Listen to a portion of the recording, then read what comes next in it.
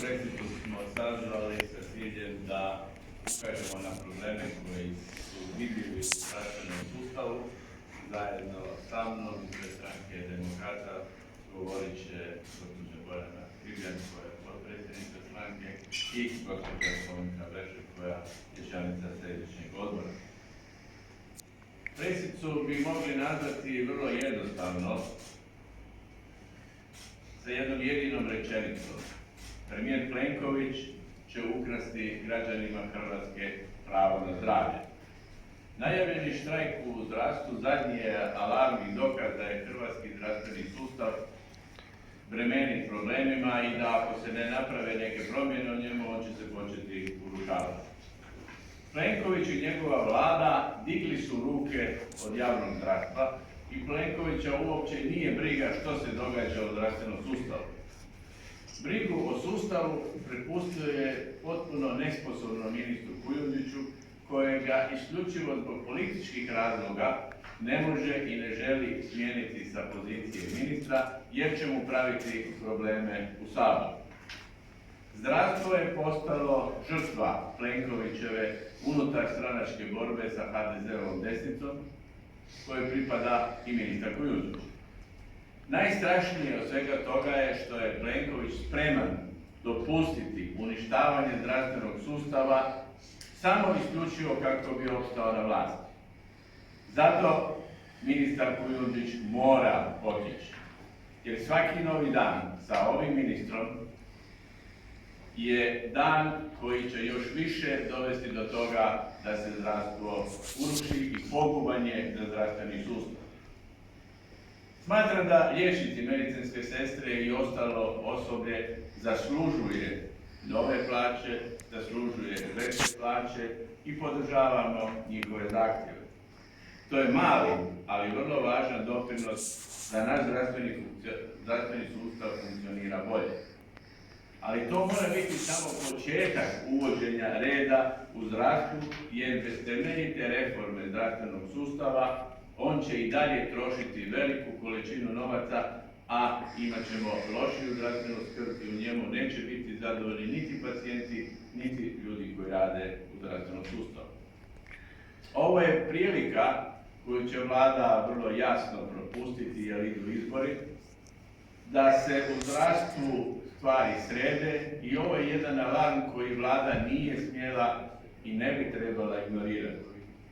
Ako Plenković nema snage maknuti nesposobnog ministra i ako vlada sustavno počne uništavati zdravstvo ne činjeći reforme koje bi trebalo napraviti, vrlo brzo dogodit će se najgori scenarij u Hrvatskoj, a to je da će se u hrvatskom zdravstvu moći liječiti samo oni koji su bogati, koji imaju novaca, a sirotinja neće moći dobiti adekvatnu zdravstvenu zaštitu. Tko ima novca, liječit će se, to je očito HDZ-ova politika. Plenković će biti upamćen kao premijer koji je građanima ukrao pravo na zdravlje. A kako je HDZ radio do sada i kako je na prevaru i lažima dobio vlast? Podsjetit ću samo na neke stvari. Obećanje, liste čekanja će se smanjiti. Ne samo da nisu smanjene, nego su se i povećale. A milijarde kuna dugova više ne brojimo jer tko zna kada ćemo ih vratiti. Obećanje, investirat će se u zdravstvo preko EU fondova, vidimo kako se investira preko EU fondova. Ministar Kujundžić zaziva strani kapital koji bi trebao izgraditi Potemkinova sela, odnosno one 4 sveučilišne bolnice koje su očito samo jedan predizborni trik. Obećanje HDZ-a, dugove u zdravstvu vratit ćemo do 2018. Ne da dugovi nisu vraćeni, nego ih nećemo nikad ni vratiti ako se ne dogode reforme u zdravstvu. Obećanje HDZ-a, bolnice će poslovati bez gubitaka. Ne da ne posluju bez gubitaka, nego su se gubici povećali. 150 milijuna kuna mjesečno nam radi bolnički sustav, preko 1,5 milijardu kuna godišnje. A izdvajamo veliku količinu novaca za naše prilike. 720 eura godišnje, ali Isto treba ukazati na podatak da trošimo 1200 eura godišnje na zdravstvenu zaštitu. Dakle, trošimo više nego što ulažemo. I tu smo na dnu europske ljestvice.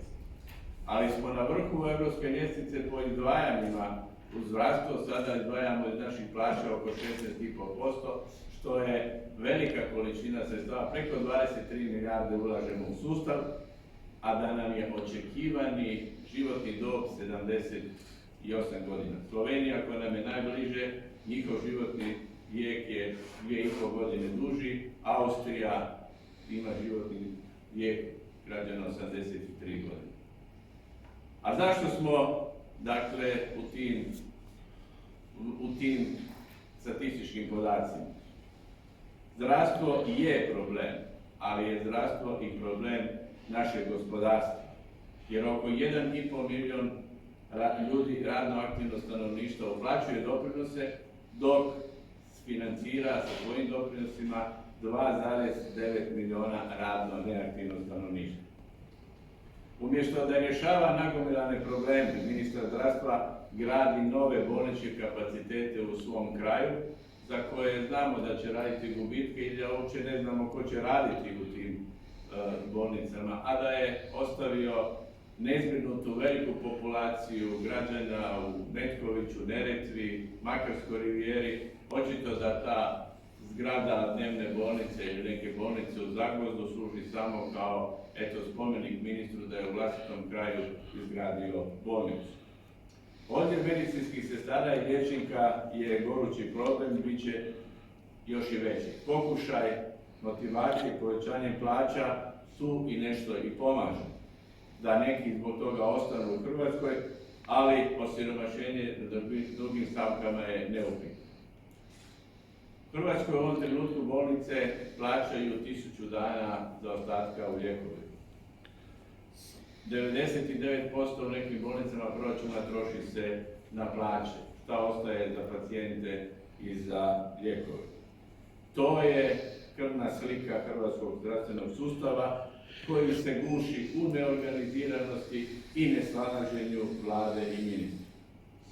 Pitam vladu zbog čega, a posebno ministra rada i bivšega i sadašnjega i ministra Kujundžića, zašto nije riješila pitanje radnog vremena posebice liječnika kako bi se njihovo radno vrijeme uskladilo sa direktivom o radnom vremenu.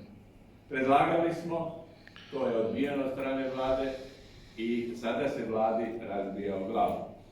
Zašto nije reorganiziran sustav bolnica? Zašto uništavamo domove zdravlja i potpuno zaboravljamo preventivu i preventivne kampanje? 3 godine ove vlade potrošene su uzalud i ostao je samo jedan veliki dug i to je ono što danas možemo reći za hrvatsko zdravstvo. Neorganizirani sustav ne može funkcionirati bez obzira koliko novca ulažete u njega. Zadnja linija obrane socijalne države je javno zdravstvo i zato moramo pod hitno uvesti reda u sustav.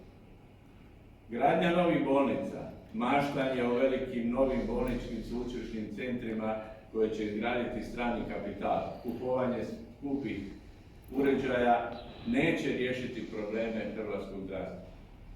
Ovom prilikom želim jasno i otvoreno poručiti svim građanima. Mjere koje poduzima ova vlada u zdravstvenom sustavu su izrazito opasne i štetne po javni zdravstveni sustav. A one koja ne poduzima, a morala bi, prijete da će zauvijek se uništiti javno zdravstvo kako pamtimo i da u Hrvatskoj će se moći liječiti samo oni koji imaju novaca, a hrvatski građani će biti zakinuti za zagarantiranu zdravstvenu zaštitu. Zadnji čas je da se stvari promijene, ali očito da ova vlada, obzirom na izbore koji su sada pred nama, neće učiniti ništa u sljedećih godinu dana. Hvala lijepo. Ja vas sve pozdravljam i ne mogu vam ništa reći nego što sam govorila, a novinari koji imaju više staža znaju kao sindikalci. Bila sam uvijek zagovornik javnog zdravstva govorila sam javno i glasno, i sad ću ponoviti, da u javnom sustavu od svih javnih službi, neka mi se ne ljute druge javne službe, najbitnije dobro za sve građane ove zemlje je zdravstvo.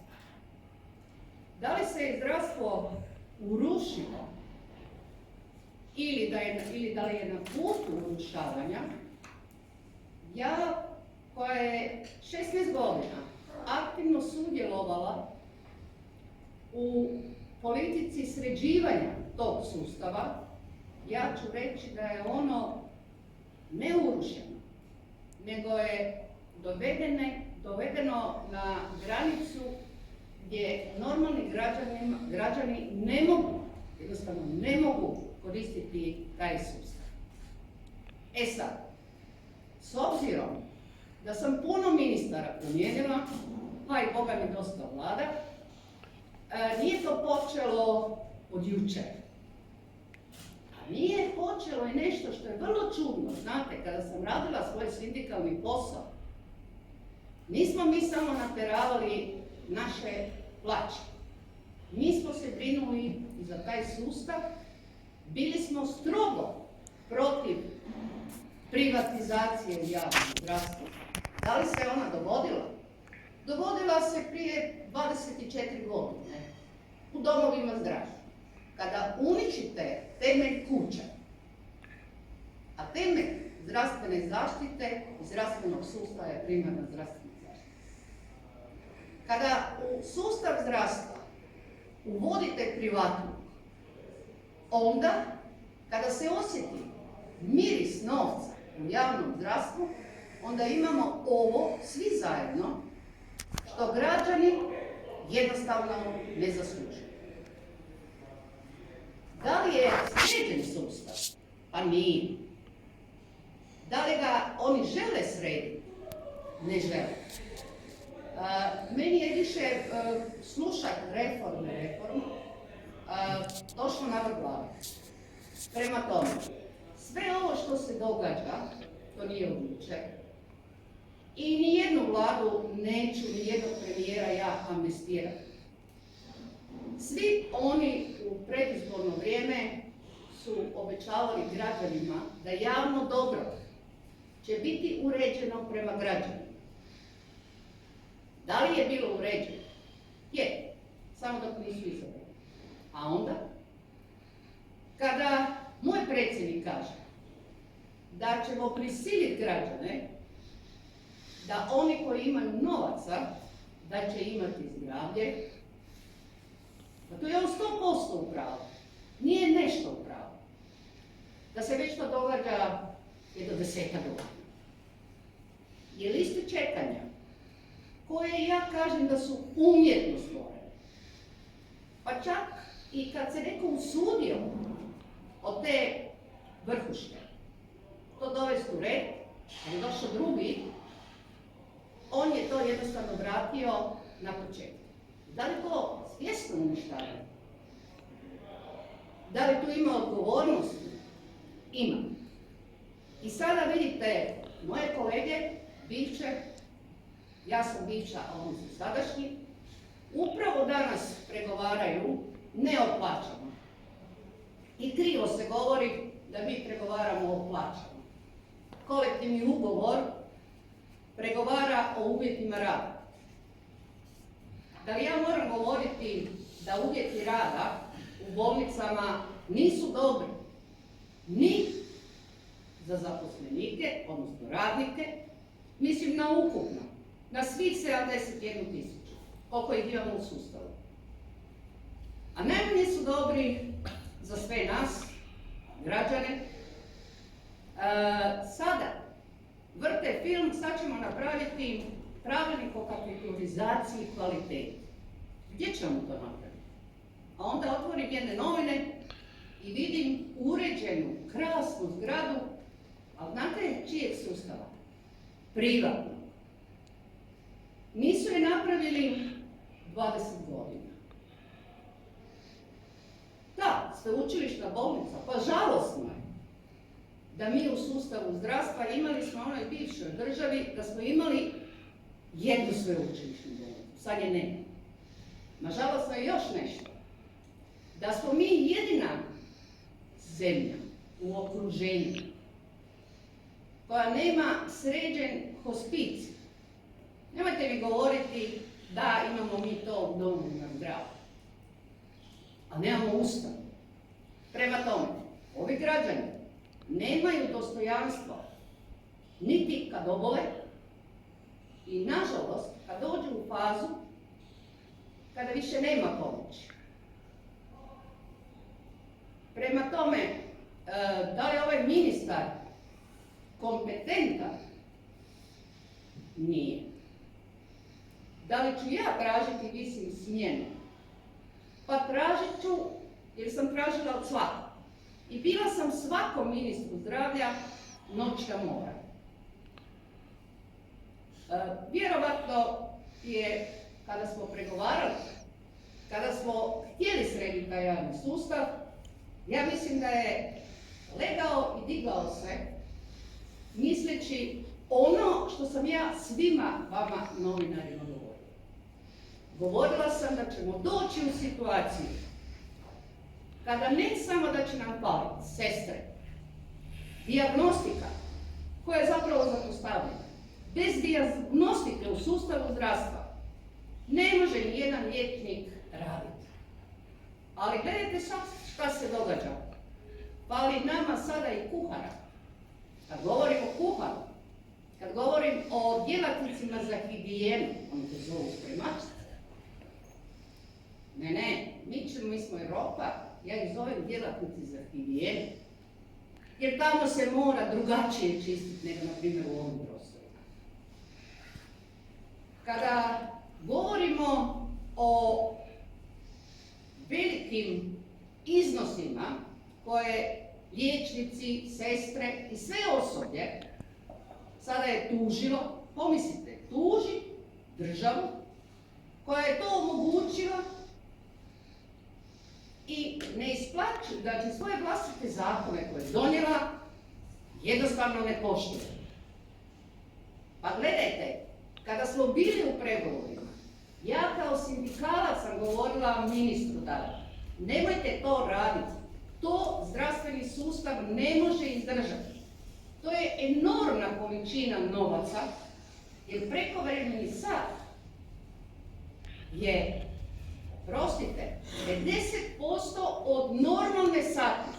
A sad ako toga ima na milijone, a vjerovatno ima, jer gledajte, ako vi slušate, ja slušam, da fali 12.000 sestara, da fali 4.000 liječnika, pa normalno da bi sustav funkcionira u odnosu na građane, ti ljudi moraju uduplo raditi.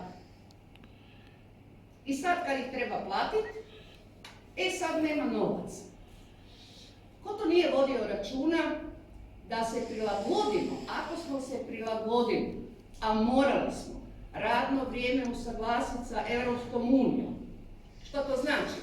8 sati rada. A nismo to napravili.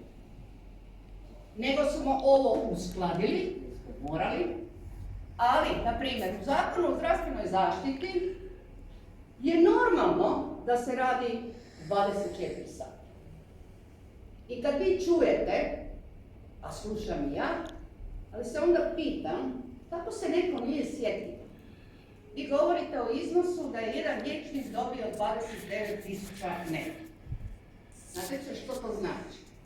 Da je on morao provesti 30 ili 31 dan u bolnici. Pa nije robot da to može. A ja sada pitam, gdje je taj poslodavac? Gdje je ta inspekcija rada? Njega je trebalo isključiti iz rada. Iz dva razloga. Prvo zato što on to ne može ni kvalitetno, ni adekvatno odraditi. A drugo, ono što je meni najbitnije, on je moja ugroza. Moja. Ili su vanzemaljci. Nešto ne štima. A da bi ušli u reformu, znate, i o tome sam govorila. Ja nisam baš optimista da ovo povećanje, a vidit ćete danas, koje će povećanje dobiti, jel? Da će to biti 7% ili 3%. Neće ni jednog zdravstvenog, ni nezdravstvenog djelatnika zadržati ovdje. Nema šanse da neko je dobio povećanje 100 kuna, ili sestra 300, ili liječnik 600 kuna, da će ga zadržati u sustavu. Ali ima nešto drugo. To se ni jedna vlada nije uvadila. A Boga mi se, morat će se neko uvaditi.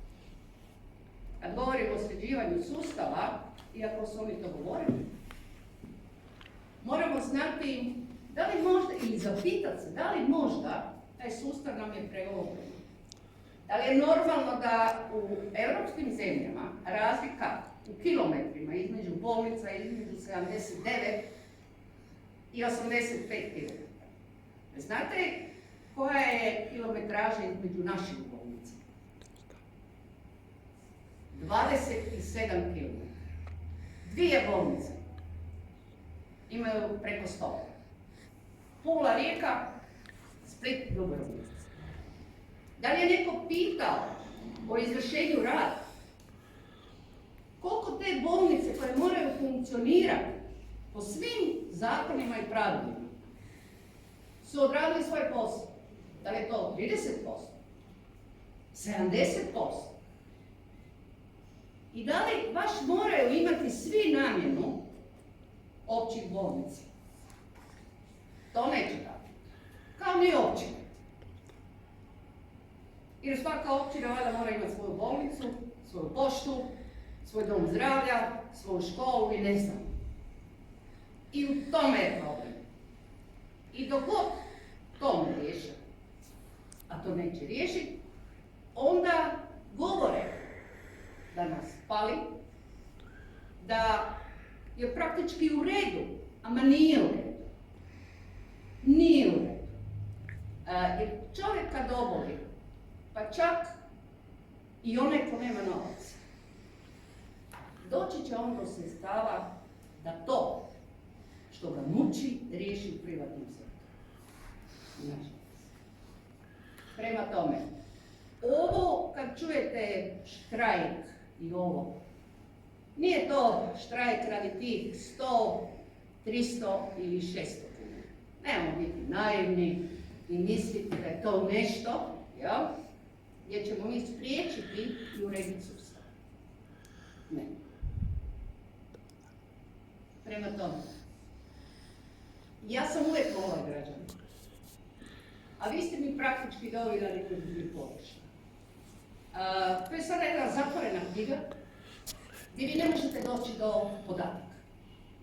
Jednostavno nešto što se zove javno ne možete doći.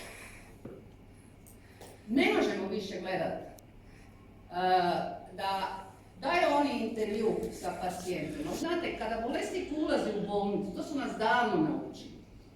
On je toliko traumatiziran da kad mu daš mikrofon i pitaš kako je, a treba uslugu, a rijetko ko će reći da nije dobro.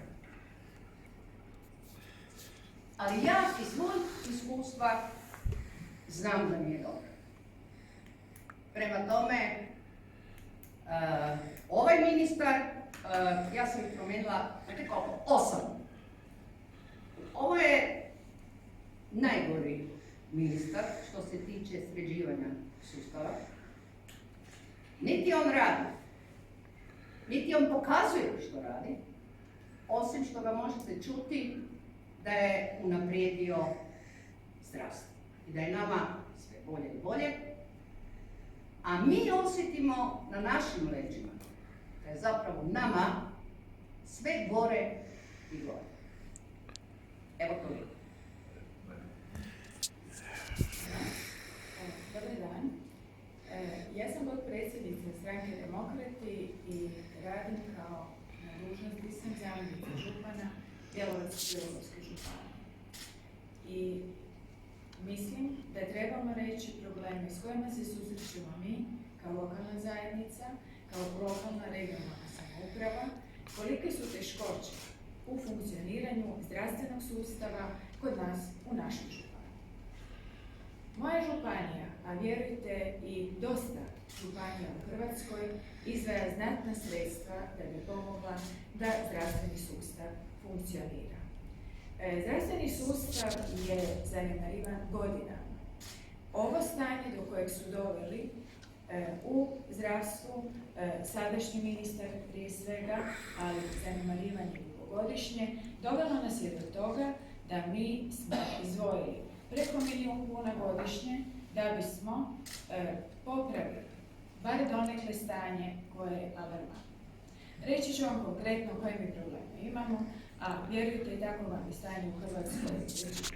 Oni nas zovu na sastanku ministarstvo, bila sam na nekoliko sastanaka, oni pričaju jedno, mislim na ministarstvo, a mi dolazimo sa drugim problemima. Mi dolazimo sa pravim problemima. Glavni problemi su to da liječnika nema. Glavni problemi su, jedan od glavnih problema još, da su plaće liječnika premale. Prema tome, ovo sada što se događa je najviše se odrazilo na primarnu zdravstvenu zaštitu. Mi kada moramo osposobiti, znači i dati uslugu našim građanima u domovima zdravlja, mi to ne možemo jer liječnika nemamo. Mi imamo timove bez liječnika i njih 60% radi bez liječnika. Čeka liječnika. Većina liječnika radi iz mirovine. Mladi liječnici ne dolaze u ruralne sredine jer jednostavno nisu stimulirani nikako jer se jednako plaća liječnik u Zagrebu kao i liječnik u nekom malom selu, jer vjerujte, obnovili smo ambulante, obnovili smo sve što smo mogli da im omogućimo kvalitetnu zdravstvenu zaštitu, ali mi liječnika nemamo. Plaćamo liječnicima stanarine, subvencioniramo kredite, nudimo stanove, doškolovavanje svih tehničkih djelatnika medicinske struke, ali kada objavimo natječaj, ponavljamo ga po 5 puta, liječnika nema. Naravno da je najveća odgovornost na ministarstvu. Davno je trebalo povećati kvote upisa na medicinski fakultet. To su se uvijek odlučili. Sada je donesena jedna mjera, još koja nam ne ide u prilog, a to je da mladi liječnici mogu odmah sa fakulteta upisati specijalizaciju. Time su našu primarnu zdravstvenu zaštitu uništili.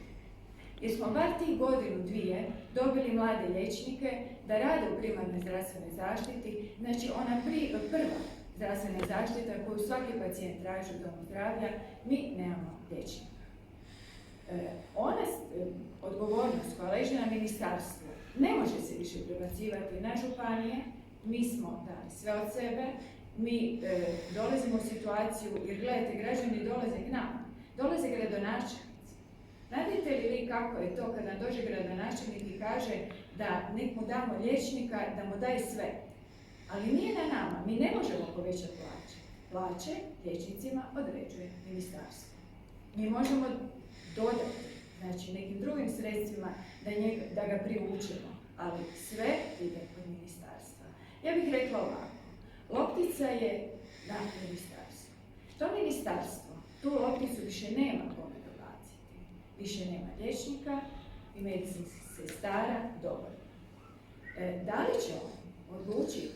Ja čak smatram da je sada već dosta kasno, da se ozbiljno prime posla i reforme, jer situacija koja je na terenu, ja mislim da ste svi vi koji ste tu toga svjesni, ne treba prebacivati i tražiti od županija, one su dale sve od sebe. Ono što treba rješavati to je ministar, to je ministarstvo koje do sada nije napravilo ništa. Hvala lijepo. Nema pitanja. Ako nema, hvala lijepo. Ne o ovoj temi, ali možemo drugu temu. Evo, kratko, kako komentirate mogućnost da Milan Bandić se uključi u predsjedničku utrku, kako piše današnji Nacional, gdje bi grad prepustio zapravo svoje zamjenici? Pa vidjeli smo 2009. kako je to završilo i vrlo jasan komentar da očito da Milan Bandić pokušava izbjeći kaznene progone na bilo koji način, pa je ovo jedan od načina kako to pokušava. 2009. je pokušao pa izgubio, prema tome ako uđe u trku i ovaj puta ne vjerujem da će polučiti bilo kakav. Vjerujete li da je to nekakvo sredstvo pritiska na premijera, a u odnosu na konstelaciju snaga u samom Saboru, odnosno unutar vladajuće većine, ne bi li se izborio za veću poziciju, obzirom da njegov klub buja? Pa pozicija Milana Bandića kod Plenkovića je vrlo jasna i obrnuto, Plenkovića kod Milana Bandića stopilo na skupštinu grada i to je jedna vrlo čvrsta veza koja se neće raskinuti sa nekim pokušajima Milana Bandića i ne vjerujem da je to pritisak na vladu i na premijera Plenkovića jer je tu simbioza vrlo jasna, nego je to, kao što sam rekao, pokušaj Milana Bandića da izbjegne kaznene progone koji su sada pred njim. Prema zadnjem prodemoskopu za RTL samo su dvije jake stranke, HDZ i SDP, razlika među njima je unutar statističke pogreške 27%, 24%, 5,8% ima Mislav Kolakušić i 5% Most. Nestala je nekako treća opcija, svi su ispod toga praga. Što se to događa? U ovom trenutku su predsjednički izbori, rast SDP-a i dio rasta Zorana Milanovića. Sasvim sigurno da za parlamentarne izbore će biti potrebno uz SDP formirati jedan treći blok stranaka lijevog centra i to je ono na čemu ja intenzivno radim i želio bi da se to desi i da se stranke okupe oko tog lijevog centra koji bi zajedno sa SDP-om onda mogao formirati vlast i skinuti HDZ i ovu rastuću desnu ugrozu u Hrvatskoj.